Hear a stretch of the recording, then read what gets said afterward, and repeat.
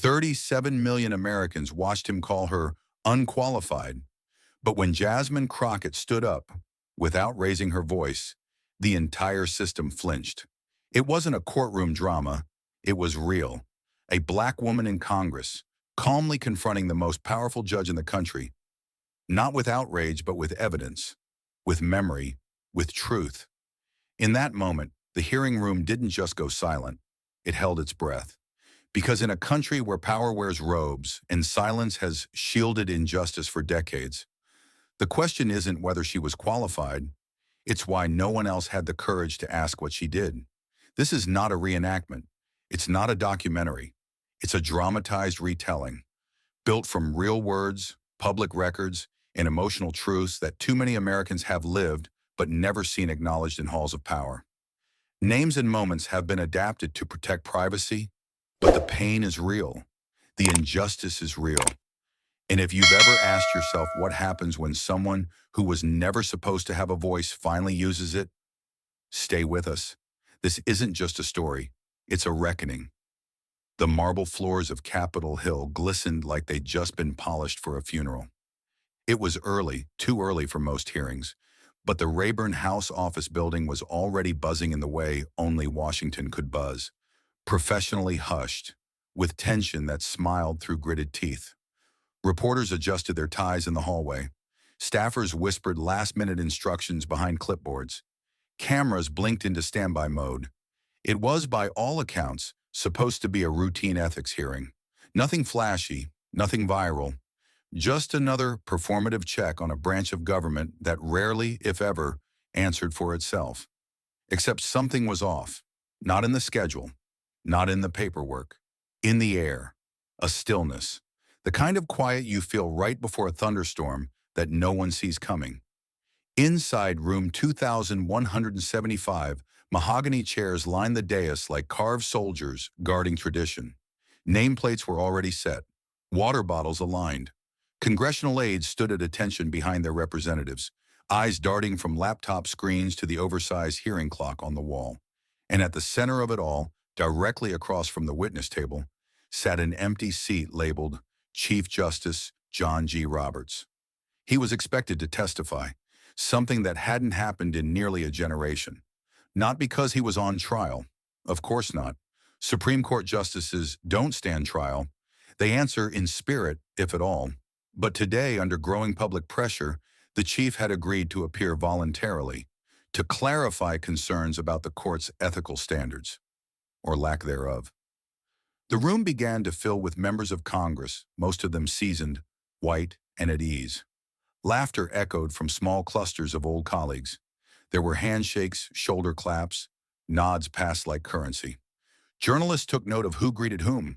A few camera lenses lingered on the Republicans seated to the right of the panel, waiting for someone to whisper something gaffe-worthy. Then the door at the far end of the room opened quietly, and Jasmine Crockett walked in. She wasn't late. In fact, she was precisely on time. But her arrival cut through the noise like a sharp intake of breath.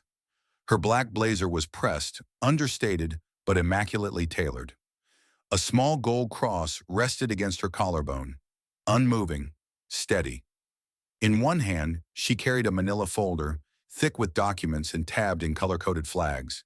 In the other, a slim digital tablet lit dimly in sleep mode. She didn't look at anyone. Not out of arrogance, but focus. Not a single piece of her posture apologized for being there. Still, a few heads turned, not toward her, but away, reflexively. One male reporter typed "Crockett arrives" into his notes, then immediately shifted attention back to the Judiciary Chair's incoming assistant. Another whispered, "She's on this committee?" to his cameraman, who shrugged and zoomed in on Roberts's still empty seat instead. No one stood to greet her. No one offered a smile. It wasn't overt. That's what made it worse. She took her seat quietly at the far left end of the panel. Not center stage, not near the mic. A calculated spot, they'd thought. Safe. But she didn't need the center. Jasmine Crockett had learned long ago that you don't have to sit in the middle of power to rearrange it. You just have to wait for the moment when silence becomes unsustainable. As she opened her folder, tab by tab, the aides behind her exchanged a glance. They had seen this look before. It wasn't just preparation, it was strategy. Meanwhile, a subtle beep from the master clock announced the hearing would begin in 5 minutes. Still no Roberts. Still no opening statement. But Jasmine didn't check the time. Her eyes were already scanning the names on her documents. Her fingers slid across a sheet of paper where 5 speaking points had been rewritten 3 times in the margins. And then, like a cue the audience didn't recognize but the performers did, the tension in the room deepened. A door near the witness table opened, and in walked Chief Justice John Roberts. Straight posture, polished demeanor. The robe was gone, but the authority was stitched into his presence. A few gasps escaped from the gallery, not because of his power, but because of who he was sharing the room with today. For the first time in years, the most powerful judicial figure in the country would be asked direct questions. And one of them would come from the only black woman on the dais. And the only question now was, would he answer them honestly, or just assume no one would dare challenge him? Jasmine Crockett didn't look up. Not yet. She was saving that moment, because she already knew the real hearing hadn't started. The moment Chief Justice John Roberts sat down, the room seemed to shift, slightly but unmistakably. It wasn't just the physical movement of a man taking his seat. It was the psychological settling of power into a familiar place, the kind of power that didn't need to shout. Roberts adjusted the microphone with a flick of 2 fingers, nodded politely toward the chairman, and offered the thin, practiced smile of someone who had survived decades in the political storm without ever really getting wet. His dark blue suit fit with the same precision as his arguments, flawless, calculated, unyielding. And though he wasn't wearing his robe, something about the way he carried himself made it clear. He didn't believe he had left the bench. Not really. He scanned the panel with a lawyer's eye, not just to see who was present, but to take quiet inventory of who might pose a threat. He paused briefly on Representative Dalton, an aging centrist from Oregon, known for his long-winded but ultimately harmless interrogations. His gaze flicked to Representative Kowalski, who had already tweeted a photo of her coffee cup labeled Roberts Accountability Day. She was loud, sure, but Roberts had read her questions before. They were predictable, political theater dressed in moral outrage, and then his eyes reached the far end of the table and stopped. Jasmine Crockett hadn't moved since he entered. She hadn't smiled. She hadn't cleared her throat or shuffled papers for attention. But something about her stillness made Roberts linger. Not long, a second, maybe 2. But enough. His jaw flexed, barely, and a smirk, nearly imperceptible, ghosted across his face.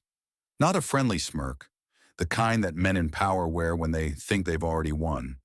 It was the kind of expression that said, "You don't belong here. And if you do, it's only because someone made a mistake." But Jasmine didn't respond. She didn't flinch. If she saw it, she gave no sign. Instead, she turned a page in her folder, her fingertip grazing a handwritten note she'd added that morning. "Don't meet him on his terms. Make him meet you on yours." She'd heard that smirk before, on a judge's voice when he once mispronounced her name 3 times in a row, and then joked about all these new hires in D.C.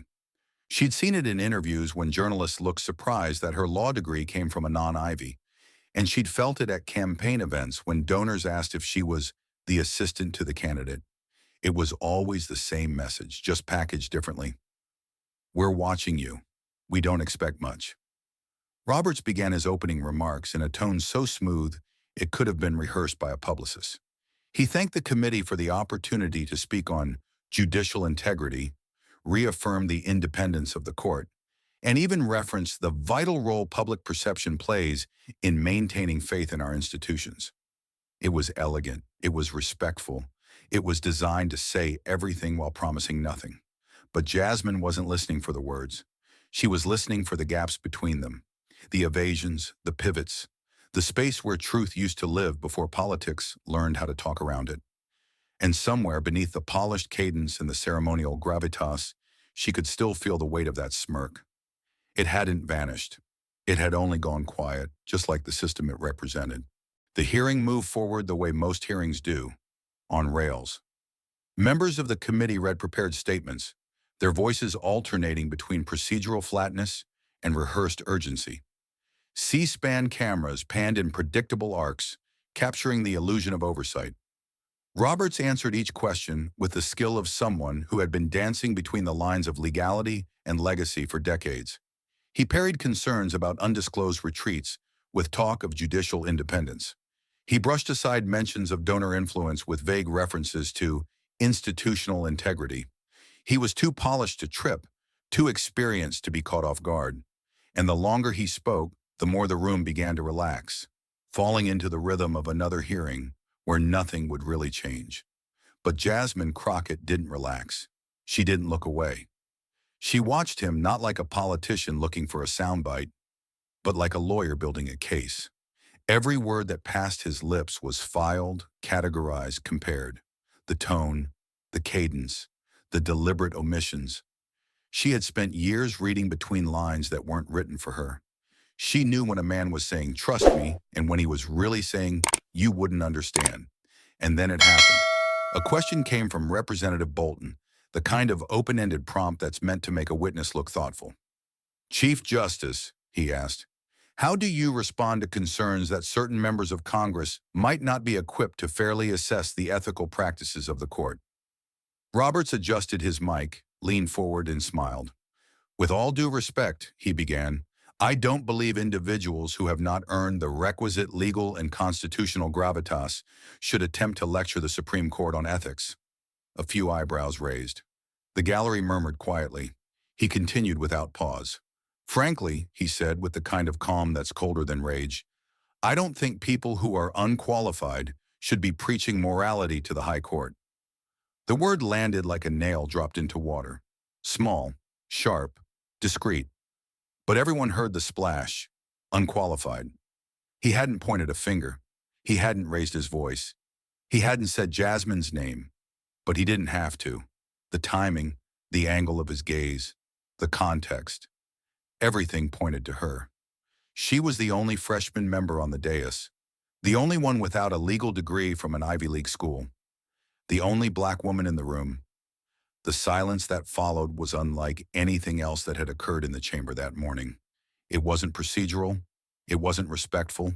It was heavy, pressed down on every shoulder, froze every pair of eyes. Even the cameras stopped moving, as if instinctively recognizing the boundary between testimony and history. For 3 full seconds, Roberts looked around as if daring anyone to challenge him. Then he gently folded his hands, the picture of judicial grace. But Jasmine didn't look away. She sat still, her pen resting loosely in her fingers. Her eyes were locked, not in confrontation, but in calculation. To the others, it may have looked like she had missed it, like the insult had bounced off her. But inside, something shifted. Not broken. Awakened. Not wounded. Activated. It wasn't just the word. It was the pattern, the permission, the assumption that no one in the room, not the chair, not the aides, not the press, would call it what it was, because it hadn't been loud, it hadn't been obvious, it had been worse than that, it had been professional. And in that moment, Jasmine knew. This wasn't just a hearing, it was a test, not of decorum, not of Roberts, but of her. The Chief Justice had drawn a line, not in ink, but in implication. And now the question wasn't whether she could cross it, it was how she would. She slowly closed her folder. Not a sound. Not a signal. Because the war hadn't begun when Roberts said unqualified. It began when he assumed she wouldn't answer. No one spoke. Not the chair, not the aides, not the reporters whose fingers hovered half an inch above their keyboards. Even the gallery, usually a soft hum of whispered side comments and camera shutter clicks, fell deathly still. The word still echoed, unqualified, but it wasn't reverberating through the marble or bouncing off the hearing walls. It was echoing somewhere deeper, in the chest, in the gut, in the space between identity and insult. And in that silence, every pair of eyes in room 2175 turned to the same place. Jasmine Crockett. She didn't move, not a twitch. Her hands remained exactly where they were, resting gently over a closed folder, her pen balanced delicately between 2 fingers. Her face was unreadable. No arch of the brow, no tightening of the jaw. But that absence of reaction said everything. Because it didn't read as confusion. It didn't read as submission. It read as choice. 10 seconds passed. But in Washington, in a hearing room this charged, 10 seconds is an eternity. Long enough for a witness to regret. Long enough for a camera to capture hesitation. Long enough for the air to change shape. And that's exactly what it did. The air changed. Jasmine sat completely still, but the room leaned toward her. Not physically, but emotionally. It waited. It watched. Something in her stillness commanded the space more forcefully than any outburst ever could. There was no gasp, no rebuttal, no raised voice, just an entire chamber filled with lawmakers, power brokers, and the press, held hostage by what she might say, or whether she would say anything at all. And that's when people began to realize the trap Roberts had set wasn't hers. It was his. He had spoken from the safety of centuries, from the comfort of a system built to protect his tone, not its truth. He thought calling her unqualified without using her name would be clever, plausibly deniable, legally clean, emotionally devastating. But what he hadn't counted on was that silence, in the right hands, can be a weapon sharper than any accusation. Jasmine's breathing remained even, her eyes still fixed downward as if reading a page only she could see. She didn't give him the moment he expected. She didn't look shocked. She didn't look hurt. She didn't even look interested in him anymore. That was the shift. That was the power. It wasn't about whether she would respond. It was about when and how long she would make the room wait to find out. At second 11, a reporter at the back finally lowered his phone, too unsure to record what might come next. At second 12, a congressional aide shifted in their seat, only to freeze again. The clock ticked once on the wall, and finally Jasmine lifted her pen. It was not a grand gesture.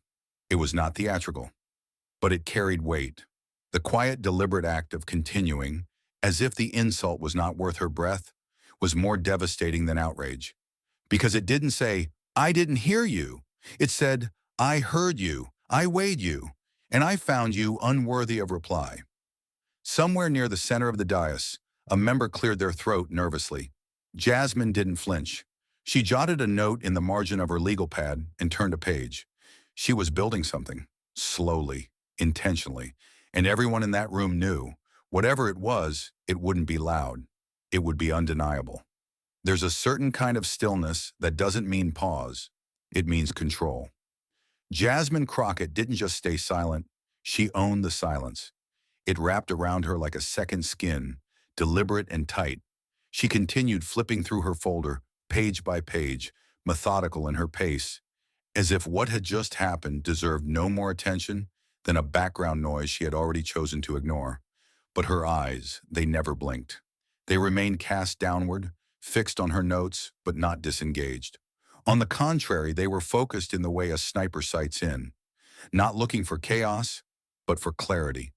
Across the table, Chief Justice Roberts shifted in his seat. Just slightly, just enough. He wasn't fidgeting, not obviously, but the composure he'd arrived with, unshakable, rehearsed, regal, had fractured. It was in the way his hands folded tighter, the way his jaw tensed, the way his gaze kept darting back to the woman who refused to react. Power was supposed to intimidate. His words were supposed to sting. And yet the one person in the room he had attempted to diminish seemed not only unaffected, but in command. Jasmine's eyes scanned a paragraph she already knew by heart, not because she needed to read it, but because she was reminding herself of something more important than the insult, the strategy. She wasn't here for vengeance. She wasn't here to defend her resume. She was here for something bigger, something that had nothing to do with titles or degrees or Roberts's backhanded remark. She was here for accountability. She scribbled something short in the margin of her notes, her handwriting tight and fast. An aide seated behind her leaned forward slightly, as if trying to decipher her expression. But there was nothing to decipher. Her face was unreadable, not frozen, not passive, but composed in the way only those who've survived worse can manage. Jasmine had heard worse than unqualified. She'd been called aggressive, emotional, out of place. She'd walked into rooms colder than this one, filled with men more dismissive than Roberts. And in every one of those rooms, she had learned a truth that no amount of education could teach. You don't win power by reacting to it. You win it by refusing to let it define you. Roberts attempted to continue with his testimony, his voice steady but thinner now, as if trying to outrun the moment he had created. A few lines into his next answer, the chairman interrupted to remind him of the time. A small thing, a procedural nudge, but it made the Chief Justice look smaller, like someone reined in. Meanwhile, Jasmine turned another page. The sound of paper against paper seemed louder than Roberts's voice. That's when a journalist in the gallery whispered to another, "She hasn't blinked since he said it." He wasn't exaggerating. She hadn't. Because this wasn't the time to blink. This was the time to see. To see clearly what kind of man she was sitting across from. To see what kind of institution had invited him here to be questioned, but not to be held. And more importantly, to see who in the room was still pretending not to notice. The chairman cleared his throat, a signal both polite and intrusive. "Representative Crockett, you now have 5 minutes." 5 minutes. That was the time she had been given, not to respond to the insult, not to defend herself, but to question the most powerful judge in the nation under oath. 5 minutes to turn a hearing into a reckoning. Jasmine closed her folder gently, her fingertips resting on the manila edge for a beat longer than necessary. Then she looked up. For the first time since Roberts had spoken, their eyes met. There was no fanfare, no dramatic pause. But the weight in the room shifted again, this time toward her. The rhythm of the hearing was broken, and a new one was being written. "Chief Justice," she began, her voice even, controlled. The kind of tone that cuts more deeply than shouting ever could. "For the sake of clarity, because clarity matters in a courtroom, doesn't it?" She let that question hang, not long enough for anyone to answer, but just long enough to remind them that she wasn't here for permission. She was here for precision. "When you said earlier that people who are unqualified shouldn't be preaching morality to the High Court," she continued, "I'd like to ask you something directly." Her eyes didn't waver. Her words didn't tremble. Her voice didn't rise. But the tension around her did, quietly, dangerously. "Were you referring to me?" The silence that followed wasn't stunned. It was surgical. Not a gasp, not a murmur. Just stillness. Jasmine didn't move, didn't blink. "Because when I look around this room," she added, "I don't see anyone else who meets the description your eyes were locked on when you said it." And then, just above a whisper, she asked again, "So I'll ask you one more time, Chief Justice. Did you mean me?" Robert sat motionless, his lips pressed into a diplomatic line. His jaw twitched. The carefully composed posture he'd worn like a second skin since entering the room seemed to stretch under pressure. Suddenly less effortless, suddenly more human. He leaned forward slightly, his fingers laced in front of him. When he spoke, his voice was smooth still, but something beneath it had cracked. "My statement," he began, "was meant to reflect a general standard. It was not directed at any particular individual. It was the answer of a man trained in law and politics.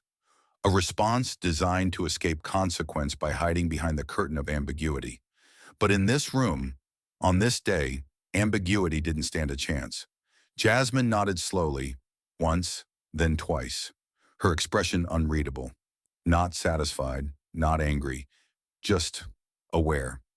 "I asked you a question," she said, "and instead of answering it, you stepped behind a wall of abstraction and hoped we'd all politely nod." Her words were sharpened not by volume, but by precision. "That's not clarity, Chief Justice. That's cowardice dressed up in legal syntax." He blinked, once, then again. His hands shifted slightly. The robe may not have been on his shoulders, but in that moment, the authority it symbolized felt thinner than ever.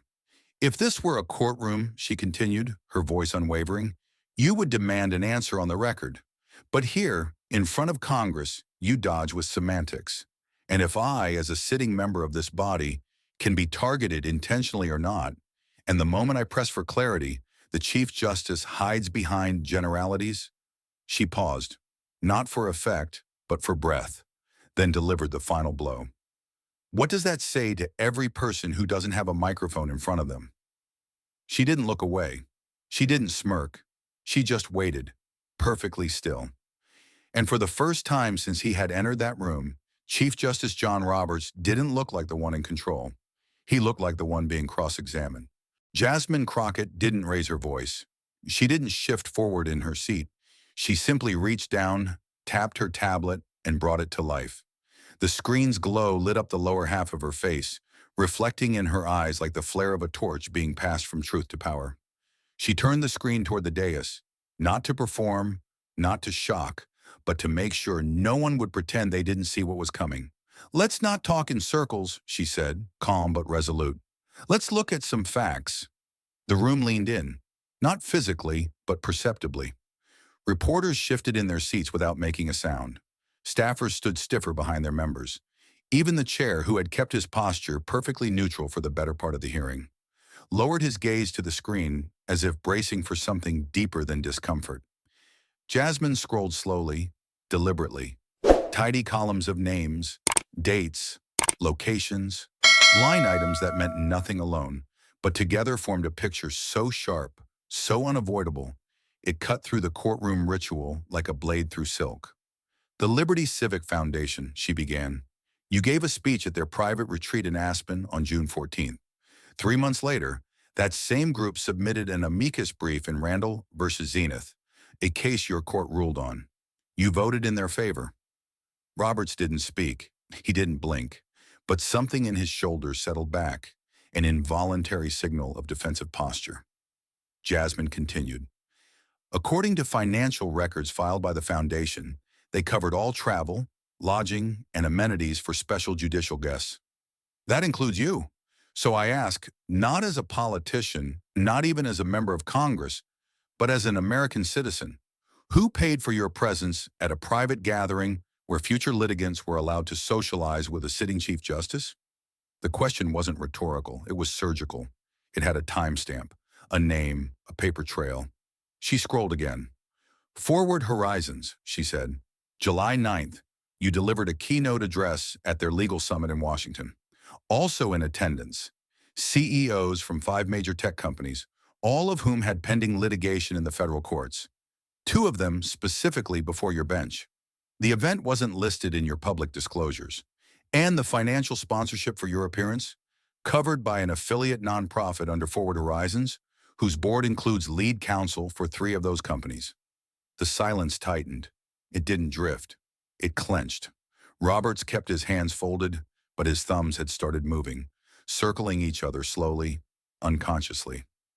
Jasmine paused, not to catch her breath, but to give the room time to absorb what it had just heard. The kind of space real accountability needs to echo. Then she scrolled again.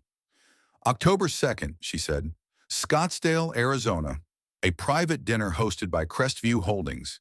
You were flown there on a jet registered to the company, tail number 5XKZEL. 3 days later, the court declined to hear Fletcher vs. Commerce, a case in which Crestview stood to lose billions had it been reviewed. You were the deciding vote." She didn't accuse. She didn't dramatize. She didn't even look angry. But the courtroom was now unrecognizable. It wasn't a hearing anymore. It was a ledger, and Jasmine Crockett was reading it aloud line by line, item by item, exposure by exposure. She looked up, just for a moment, and her eyes met his again. "You say the court is above reproach," she said. "But these facts, they aren't abstract. They're not political talking points. They're travel logs, financial filings, minutes from closed-door sessions." Then she leaned back slightly, lowered the tablet, and finished in a voice so quiet it felt more dangerous than anything that had come before. "You told this room that people like me weren't qualified to question the court's morality. But with respect, Chief Justice, this isn't morality, this is money, and your name is on every page." Jasmine let the words settle, not because she needed them to echo, but because she understood what silence was worth when the truth had just been spoken. She didn't look around the room for reactions. She didn't scan the faces of her colleagues to see who looked shaken or who looked guilty. She simply breathed once, then leaned forward, just slightly. A motion not of aggression, but of intent. "If bringing this forward," she began, her voice still calm, still crisp, "makes me unqualified, then let's talk about what qualified actually means in this town. The line didn't come with applause. It didn't need to. It came with weight. Her tone wasn't defensive. It was dissecting. She was no longer speaking to Roberts. She was speaking to the room, to the people watching at home, to anyone who had ever been labeled unqualified as a way to silence them before they ever spoke. Because from where I sit, she continued, eyes steady, we throw that word around like it's a certificate, like it's something handed down from power to power, from one generation of gatekeepers to the next. But let's be honest. Qualified in this country has never just meant capable. It's meant chosen, protected, preferred. Roberts shifted again, his fingers no longer folded, but now gripped at the edge of the table. The polish that had carried him through decades of scrutiny was beginning to dull. Not because he'd slipped, but because the light had changed. Jasmine was no longer letting him speak from the shadows. She lifted the tablet once more, not to display another document, but as a symbol. I didn't come here today with slogans. I didn't come here with outrage. I came with facts, with timestamps, with disclosures you chose not to make. I came prepared, not for a spectacle, but for the truth. She placed the tablet down gently, the glow of the screen slowly fading. So if all of that, this evidence, this research, this unwillingness to stay quiet, if that makes me unqualified, then what are we really saying? Now she looked directly at Roberts again, but not just him, through him, beyond him. Are we saying that being qualified means knowing how to keep secrets, how to take gifts and call them friendships? Are we saying that being qualified means never asking who paid for the private jet, as long as the ruling was written in time? Her voice grew softer now, not weaker but sharper. It carried not rage but resolve. Because if the only people qualified to question this court are the ones too close to it to see the cracks, then maybe it's not me who doesn't belong here. Maybe it's the definition that needs changing. She didn't flinch when she said it. She didn't blink. And she certainly didn't smile. But in that moment, the room didn't feel like a chamber for questioning anymore. It felt like a courtroom. And Jasmine Crockett wasn't just asking questions now. She was building precedent. Jasmine placed her hands calmly on the table, her fingers resting lightly on the edge of her notes as if she were stabilizing more than paper. The room still hadn't moved. No shuffles, no murmurs, just a kind of suspended stillness, like everyone was collectively waiting to see where her argument would land next. And she wasn't about to let the silence go to waste. There's something else we don't talk about, she said slowly. Lower courts in this country are bound by a code of conduct. Judges who make decisions that impact millions of lives, family court judges, immigration judges, appellate judges, they're held to written standards. They have to disclose gifts. They have to recuse themselves in the presence of conflict. They're accountable. She paused, letting the weight of the comparison settle. But the Supreme Court, the highest court in the land, is not. That sentence hit harder than any accusation. It wasn't hostile. It wasn't dramatic. But it was undeniable. The Chief Justice of the United States sat frozen, unable to argue with the truth that had just been said aloud in front of cameras, congressmen, and the American public. Jasmine's tone didn't change.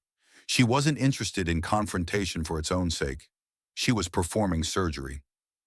You have ruled on cases that reshape this nation: civil rights, environmental protections, campaign finance. And you did so with no enforceable ethical framework, no rules you were legally obligated to follow. Just discretion, just trust. She lifted her eyes and looked across the table, not with anger, with something colder, sharper. And when we raise concerns, when we ask questions about who you're spending weekends with, or who paid for the seat next to yours on a private jet, the answer we're given is that your honor is its own safeguard. She leaned forward ever so slightly, not to intimidate, but to close the distance between truth and those who had spent years avoiding it. With respect, Chief Justice, that's not balance. That's not independence. That's untouchable power. The silence that followed didn't tremble. It tightened. Even the cameras, unblinking and mechanical, seemed to adjust their framing like they sensed something historic was unfolding. Jasmine sat back, but her presence didn't recede. Her voice, her logic, her facts Each had formed a wall Roberts now sat behind, not above.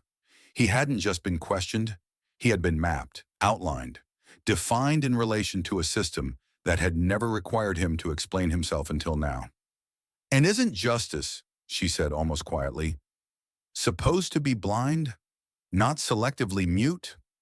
That final line landed not as a question, but as a verdict, one that didn't need a gavel, one that didn't wait for approval, it just existed. Because when a system refuses to write itself a code, it's not a reflection of trust, it's a confession. Jasmine hadn't planned to say it, not this part, not today. But when the air gets that quiet, when the room is listening, not because it has to, but because it can't help it, the truth has a way of finding its own way to the surface. She didn't change her posture. She didn't soften her tone. She just let the weight of her next words do the lifting. When I was 19, she said, I was arrested. No gasp came, no interruption, but the energy in the room, immediately, unmistakably, tilted. I wasn't drunk. I wasn't stealing. I wasn't threatening anyone. I was standing on the steps of a courthouse in Dallas, holding a cardboard sign with one name on it. One boy's name. 17 years old. Black. Just like me. She paused, not to catch her breath, but to remember his face, the way his mother held his photo outside the courtroom, the way no one seemed surprised by the sentence, just tired. He had been given 25 years for stealing a jacket, a used one, from a second-hand store. The owner wasn't even pressing charges. But the judge? The judge saw a statistic, not a kid. The room remained still, but something inside it cracked, a subtle fracture beneath the surface of protocol and political ritual. I stood there with 10 other students. We chanted his name. We weren't violent. We weren't even loud. But we were told we were trespassing, that we were disrupting a legal process. She pressed her fingers gently together, not in prayer, but in focus. They cuffed us, pushed me into a cruiser like I was dangerous. I was wearing my high school sweatshirt. I hadn't even turned in my summer internship applications yet. She looked up again, not at Roberts but past him, toward something bigger, older, harder to unseat. My mom had to borrow money to pay for a lawyer, one who barely spoke to me before the arraignment. The charges were dropped eventually, but the arrest record stayed. Stayed on every application I sent, stayed on every interview background check. It showed up before my GPA, before my class rank, before me. Roberts didn't move, but he didn't have to, because this wasn't about him anymore. It was about what had been allowed to happen in rooms just like this one, while men in robes sat protected by traditions that had never protected girls like her.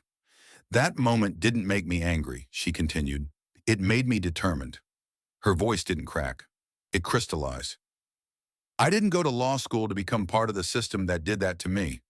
I went to law school to take that system apart and rebuild it in the name of people who never get to speak in rooms like this one. For a second, no one even blinked. A gallery aide who had been tapping notes into his phone slowly set it down. A reporter who had been checking CSPAN's feed forgot to finish his tweet. The stillness returned, but this time, it wasn't fear. It was reverence. Jasmine sat back, not to retreat, but to let the silence hold what she had just given them. Because this wasn't just a story about her past. It was a warning, a signal, a reminder that the people who are told to stay silent the longest often end up knowing the most dangerous things of all. What justice looks like from the outside, and what it costs to finally step inside. Jasmine didn't share her past to win sympathy. That had never been her language. Her story wasn't a wound. It was a credential. But even so, she knew the next part was harder to explain. Not because it was painful, but because it was quiet. And quiet struggles don't make headlines. They get overlooked, underestimated, just like she had been for most of her life. After the arrest, I knew I needed to get somewhere they couldn't push me off the sidewalk just for standing still, she said, her voice a degree softer now, but no less direct. So I applied to law school, not because I wanted to be a lawyer. I wanted to understand the architecture of injustice, how it's built, how it holds, where it leaks. Her mother pawned the last of her jewelry to pay for application fees. Jasmine worked nights at a diner just off I-35, pouring coffee for men who called her baby and ignored her name tag. She studied case law between shifts, memorized constitutional precedent with her back against the wall of a bus stop. No legacy admissions, no family connections, no letters from senators or judges. Just her in a mountain no one thought she'd even try to climb. I remember my first day of class, she said, eyes glinting with the memory. The professor called roll. He got to my name, paused, then said, "You're not what I pictured." I didn't ask what he meant. I already knew. She didn't belong, and everyone made sure she felt it. Not in words, never in words, but in the way professors called on her last, the way study groups filled up before she got the invitation, the way firms smiled at her resume but never called back. They didn't say no. They said nothing, and nothing when stretched over years can sound like a sentence. Still, she kept showing up, because if the door wouldn't open for her, she would learn how the hinges worked. She read everything, listened more than she spoke, took notes on how power moved in a room, who interrupted, who yielded, who pretended not to see, and then she built her own map. I interned at a nonprofit that defended housing rights, she said. They sent me into neighborhoods where eviction notices were stapled to families' futures. I wasn't the attorney. I wasn't even allowed to speak in court. But I sat with those families. I read their leases. I told them, "You're not crazy. This isn't right." And that changed me. She didn't want to just argue policy. She wanted to protect people from the silence that eats away at dignity. And over time, that mission became muscle. When law firms overlooked her, she started her own. When they told her to wait her turn, she made her own line. When the doors stayed closed, she stopped knocking. She started building.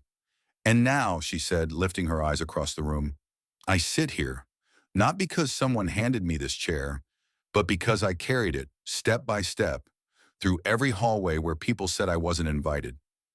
The room didn't move. Not out of awe, not yet, but out of recognition. Because Jasmine Crockett wasn't a guest in this chamber. She was a builder who brought her own blueprints. Jasmine took a slow breath, not to calm herself, but to claim the space. The chamber around her still pulsed with the energy of everything she had just laid bare. Her arrest, her education, her climb through corridors that weren't built for her feet. But now as she looked around, the weight of where she was finally began to crystallize. Not in pride, not in ego, in recognition. I've sat in rooms like this before, she said, her voice steady. Not as a member, not with a microphone, but as a witness to how these rooms move when they don't think you matter. The walls were the same. The wood was the same. The flag in the corner just as folded, just as symbolic. But the posture of the people inside, that was different now. Not because they had changed, but because they were no longer alone in defining the rules of engagement. There's a strange kind of power in returning to a place that once rejected you, she continued. It's not a movie moment. There's no music, no applause, just clarity. Her eyes drifted briefly to the committee seal, etched above the chairman's bench. The Latin phrase for power resides with the people.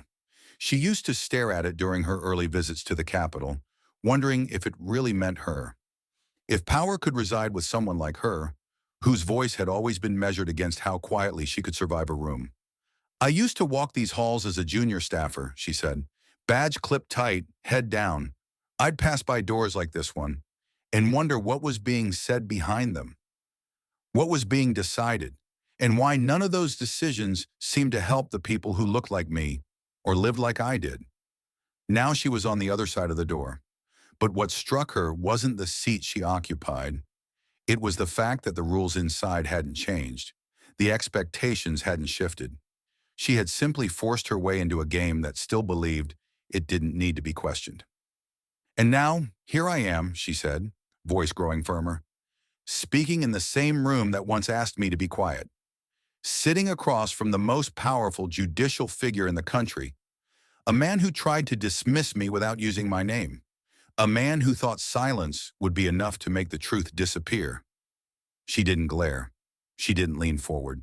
She just looked at him, and for once, Roberts didn't look back. I didn't come here to be comfortable, Jasmine said at last. I came here to be honest.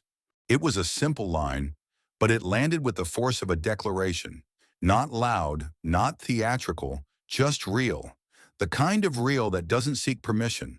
The kind that makes history quietly and changes the room even after you've left it. No one expected it. Not in that moment, not with the room already pulled so tight you could feel the tension in the air like static. Jasmine had just finished speaking, her words still hovering like dust that refuses to settle. The chairman shifted uncomfortably in his seat, unsure whether to thank her, redirect her time, or simply call a recess. And then, without warning or instruction, one of the committee aides, seated near the rear media station, quietly reached for the monitor control panel. His hand moved carefully, not dramatically. The screen blinked once, then again, and then it played. At first, the room didn't understand what it was seeing. The footage was silent, muted by default, but the video feed was unmistakable.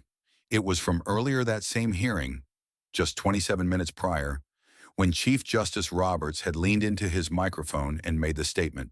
The insult, the moment. But this time it wasn't just the words. It was the angle of the camera. It was the eyes. The frame caught Roberts in profile. His voice, inaudible now, still registered on his face. Composed, almost casual. But his eyes told the rest of the story. They weren't sweeping across the room in general reference. They were locked. Director, focused on Jasmine Crockett. Not in passing, not in assumption, with intention. The camera had caught what language tried to disguise. Target. The room didn't gasp. It didn't need to. Everyone was still, but not because of decorum, because denial had just been removed as an option. Roberts's earlier words echoed in everyone's memory like a courtroom whisper. My statement was meant to reflect a general standard. It was not directed at any individual. But now the evidence played silently before them, and the room understood. He hadn't been vague. He had been specific, and he had lied. Jasmine didn't react. She didn't look at the screen. She already knew what it showed. She'd lived it in real time. But seeing everyone else watch the proof unfold before their eyes, was something else entirely. She didn't smile. She didn't tilt her head. She remained perfectly still. Because sometimes the most powerful moment isn't when you say something. It's when everyone else finally sees it for themselves. Across from her, Roberts had gone pale. Not visibly to the cameras, perhaps, but to the people in the room the shift was obvious. His hands, once folded confidently, now sat clasped tighter. His shoulders, once squared, now leaned slightly inward. He didn't reach for the microphone. He didn't speak. He just stared at the table, at the grain of the wood, at anything that might give him shelter from the reality on screen. The chairman glanced toward the aide, who simply nodded. There had been no order, no agenda item for this playback. It had just happened. Because sometimes the truth doesn't ask for permission. It demands a screen and speaks for itself. Jasmine slowly turned her head toward Roberts. Not suddenly, not with flair, with finality. She didn't need to raise her voice. The footage had done the shouting. Her silence had become the argument. And then, in a voice barely louder than the hum of the monitors, she spoke. So, we all saw it. She let the sentence hang. Not as a question, not as a threat. As a verdict. No appeal, no dismissal. Because once the footage rolls and the lie unravels, there's only one question left. Who do you become after the truth has been televised? There was no need to raise her voice. Jasmine Crockett understood something most in that room had forgotten. Volume is not the same as conviction. She had seen men yell their way into power, slam fists into podiums and call it leadership. She had watched women forced to shout just to be heard, only to be labeled angry, unprofessional, emotional.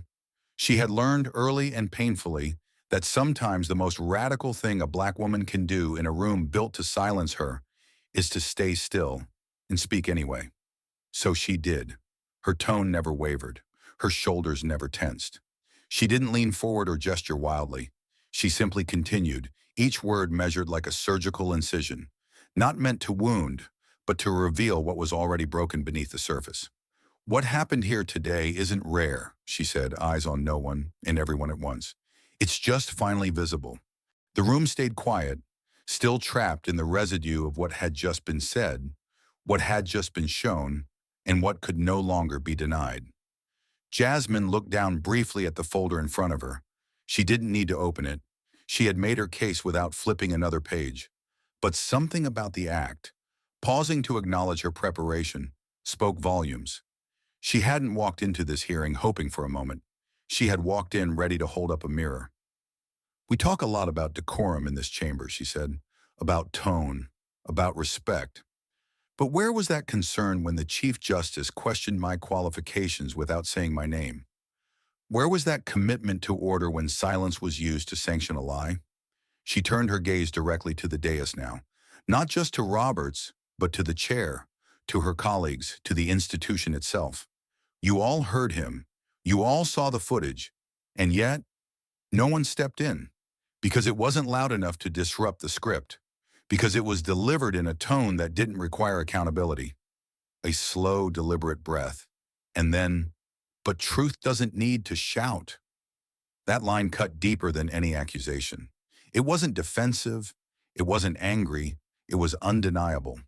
Truth, she continued, doesn't need to match the volume of the lie it replaces. It just has to stand. And today, that's all I did. She didn't move to stand now. She didn't need to. The weight of her presence had already changed the posture of the room. Even the aides behind her sat differently, straighter, quieter, more alert. Jasmine closed the folder at last, not with finality, but with peace. And as the silence settled in once again, this time it didn't belong to Roberts. It belonged to her. Because what had just happened wasn't an argument won. It was a truth witnessed. And no robe, no title, no carefully worded denial could mute that anymore. She didn't need permission to leave. She had already taken what she came for. The silence, the truth, and every pair of eyes in that room now wide open in a way they hadn't been at the start. Jasmine Crockett remained seated for a moment longer, letting the echo of her words settle, not just in the air, but in the body of the institution itself. Then she gathered her folder, closed it softly, and stood. She didn't push the chair back with a dramatic scrape. She didn't pause to look around. Her movements were quiet, purposeful, almost sacred. But the shift in the room was instant. You could feel it in the posture of the aides, in the weight behind every blink from the gallery, in the way the journalists readjusted their cameras. Not because something was beginning, but because something unmistakably had just ended. Jasmine didn't look at Roberts. Not this time. Not because she was avoiding him, but because there was nothing left to say. His silence had already answered every question. His refusal to admit, to apologize, to intervene in the moment he had created, that would follow him far longer than any soundbite or transcript. She walked slowly, each step measured against a floor that had seen generations of men walk with assumed authority. But her walk was different. It didn't demand the room's attention. It commanded it. There was no stumble, no glance back for reassurance, just the soft, rhythmic click of her heels against marble that sounded louder than any gavel. By the time she reached the exit, a handful of junior staffers had instinctively risen to open the door for her. No one had told them to. They just knew. Outside the chamber, the hallway was quieter than expected. No shouting press, no swarm of camera flashes, yet. But even that calm felt intentional, like the building itself understood that noise, in this case, would only cheapen the moment. One aide, barely out of law school, stood near the monitor cart with a stunned expression. As Jasmine passed, he didn't speak. He simply nodded, the kind of nod that said, "Thank you for saying what the rest of us were too scared to even whisper." She gave a small nod in return. Behind her, the chamber door clicked shut. It was the softest sound in the world, and yet it felt like a verdict. Final. Irreversible. Inside, Roberts remained seated, his hands still clasped, but no longer with intention. His eyes fixed not on anyone, but on a spot just beyond the microphone in front of him. He hadn't stood. He hadn't spoken. And in doing so, he had surrendered something bigger than control. He had surrendered the moment, because Jasmine hadn't walked out in protest. She had walked out in power, and that distinction would live long after the cameras rolled, long after the transcripts were filed, long after every pundit tried to shrink the moment into a headline. She didn't leave because she was done fighting. She left because she had already won. The hearing had ended, but the country had only just begun to listen. Jasmine's walkout didn't make the evening news. It dominated it, not through pre-packaged commentary or carefully worded punditry, but through raw, uninterrupted replay. The footage didn't need narration. Her silence had already told the story. Her words, clipped and calm, had already done the work of conviction. By the time she reached her office, the clip of her final moments in the hearing room had been reshared over 1 million times. But it wasn't the share count that mattered. It was what people were saying when they did. In Detroit, a group of factory workers gathered around a break room television, jaws tight and eyes locked. One of them, a man who rarely spoke during shifts, muttered under his breath, "That woman didn't flinch once, not even when he tried to bury her." His supervisor, normally quick to change the channel to something lighter, let the clip play again. In a Houston classroom, a civics teacher paused her lesson mid-slide to project the hearing on the board. Her students, most of them first-generation kids who rarely saw people like themselves in positions of power, watched Jasmine's voice fill the room with a different kind of instruction. When the video ended, one student raised her hand and asked, "Why do they always say we have to be louder to be heard?" When she said it without even yelling. On a college campus in North Carolina, a pre-law student named Erica stayed up late replaying the moment Jasmine asked Roberts, "Did you mean me?" She paused the screen and whispered, "That's the question I've been too scared to ask my whole life." From Oakland barbershops to Atlanta kitchens, from Chicago subway cars to quiet coffee shops in Montana, the story traveled not as gossip, but as resonance. People weren't just watching the moment, they were reflecting through it. They were remembering every time they had been made to feel unqualified, every time they had been measured by rules they weren't allowed to question, every time silence had been used as a strategy to erase their presence. But Jasmine hadn't shouted. She hadn't threatened. She hadn't begged. She stood, and in doing so, she gave the country a new visual for courage, one that didn't require spectacle to be unforgettable. The ripple reached deeper. Law schools from coast to coast began dissecting the hearing, not just as a matter of ethics, but as a moment of democratic clarity. Professors who once lectured on judicial independence now found themselves fielding student questions about unchecked privilege. Debate teams quoted Jasmine's lines like constitutional scripture. Newsrooms rewrote their headlines to focus not on scandal, but on the power of restraint. "She stood, he sat," one headline read, and everything changed. Even Capitol Hill couldn't ignore the tremor. Behind closed doors, discussions began to stir, not just about a code of ethics for the court, but about what it meant that one member of Congress had sparked a national conversation without ever raising her voice. And while the political machines spun their narratives, accusations of grandstanding, rebuttals about tradition, none of it could touch the truth. Because this story wasn't moving through the usual channels. It was moving through people. And truth, once it travels that way, doesn't need permission to enter. It just needs one person brave enough to open the door. They didn't name it after her at first. That wasn't the plan. The official title was long, procedural, full of the usual legislative polish, the Judicial Integrity and Transparency Act of 2025. But names, like moments, have a way of choosing themselves. And in the halls of Congress, in whispers between aides, and in the headlines that refused to go away, it gained another name, the Crockett Clause. It started quietly, just a suggestion, tucked into a memo by Senator Amy Grayson, a centrist Democrat known more for judicial caution than bold reform. She had been watching the hearing from her office, flanked by advisors who assumed she'd react with diplomatic distance. Instead, she stood halfway through Jasmine's questioning and said, "This changes everything." Within 72 hours, Grayson introduced a draft bill aimed at what the hearing had laid bare, the ethical gap at the highest level of the judiciary. For decades, lower courts had operated under binding codes of conduct, but the Supreme Court, arguably the most powerful legal body in the country, had always floated above it, self-regulated, immune to oversight, protected by tradition more than transparency. No longer.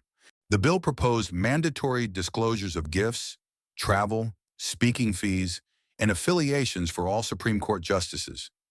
It would require real-time recusal standards for potential conflicts of interest, enforced not by the court itself, but by an independent oversight body. And at the heart of it all was one clear clause. Any justice found to have knowingly concealed relevant financial or organizational ties to litigants would face immediate investigation and potential referral to impeachment proceedings. That clause, the one with teeth, was written after Jasmine's hearing, and everyone knew it. Journalists dubbed it the Crockett Clause before it ever hit markup. The nickname stuck, because while the bill may have had many hands drafting it, everyone knew whose voice had made it necessary. Surprisingly, it drew bipartisan whispers of support, not because both parties suddenly agreed on judicial reform, but because the footage of Roberts' silence had hit harder than expected with the public. Calls flooded into congressional offices.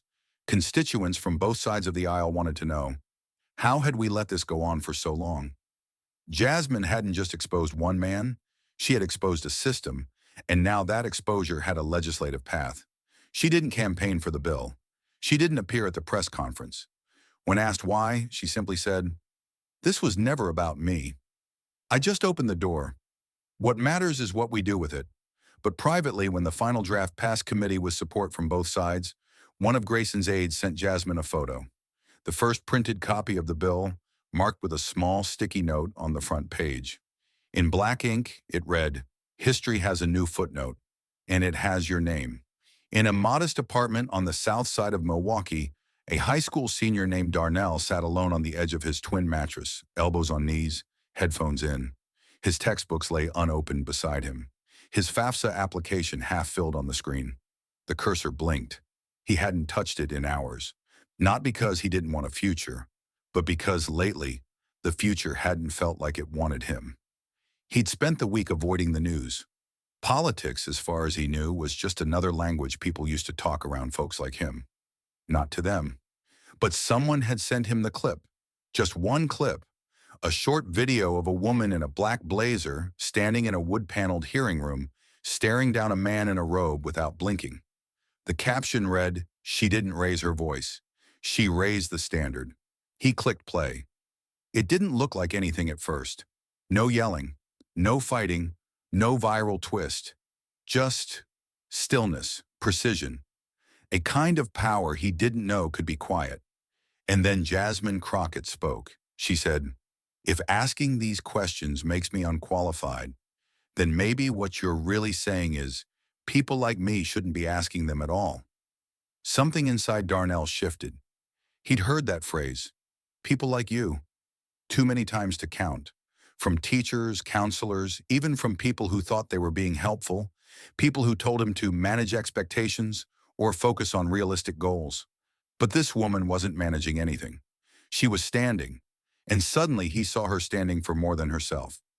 He replayed the clip, again, then found the full hearing. He watched every second, and by the end, something had changed. Not just in how he saw Jasmine Crockett, but in how he saw his own name, his own voice. She hadn't walked in with a spotlight. She hadn't come from money or legacy. She had come from arrest records, rejection letters, and rooms that told her no. And she hadn't shouted to flip the table. She had simply refused to leave it. Darnell closed the FAFSA tab, reopened it, and started typing. The next day, he walked into his counselor's office. When she looked surprised to see him, he simply said, "I've got questions, and I'm done pretending I don't." When she asked what changed, he showed her the clip, and she cried, because that's what happens when the right voice reaches the right ear at the right time. It doesn't spark a movement, it sparks a decision. One young man, one sentence, one shift. Jasmine Crockett had never met Darnell. She probably never would. But that day, because she didn't flinch, one life flinched back into focus. Long after the headlines faded and the pundits found newer fires to fan, the moment remained. Not in marble halls or official transcripts, but in the quiet places, in classrooms, in courtrooms, in the minds of those who now moved through the world differently, because one woman showed them how. What Jasmine Crockett had done wasn't just a confrontation. It was a correction, a recalibration of what courage looks like when power tries to disguise itself behind tradition and decorum. She hadn't yelled. She hadn't stormed out. She had stood still, and in that stillness, exposed a system more shaken by calm truth than by outrage. People still talked about the silence, how she didn't blink, how the footage paused just before she asked the question, "Did you mean me?" and how the room froze. Not because she was loud, but because she was undeniable. She had redefined what it meant to speak up, not with noise, with clarity. And yet, the most powerful part wasn't just what she did. It was that she showed others they could do it too. In months to follow, students quoted her in graduation speeches. Law professors opened their lectures with transcripts from the hearing. Organizers stitched her words onto banners. And in a small community legal aid office in Baltimore, a young woman taped a line from Jasmine's closing remarks to her desk. It read, "Being qualified isn't about being approved. It's about standing in truth when truth is inconvenient." But more than the quotes or the clips, what Jasmine left behind was something much rarer. A blueprint, not a strategy for fame, a strategy for courage.